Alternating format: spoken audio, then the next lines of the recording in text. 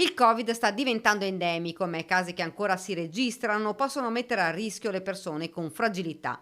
Da ieri negli ospedali dell'ULSS 2 si entra con le mascherine, vale tanto per i visitatori quanto per il personale sanitario.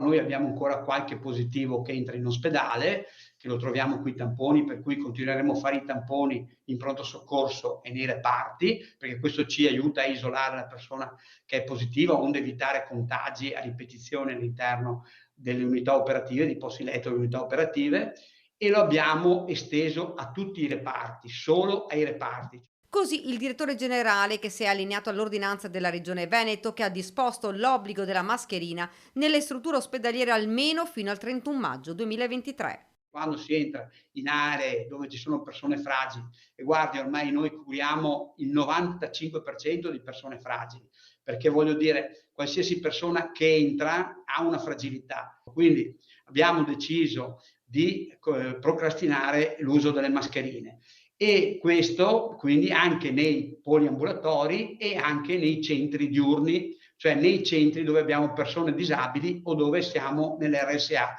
Per quanto riguarda gli ambulatori medici, la decisione resta a discrezione dei medici di medicina generale e dei pediatri di libera scelta.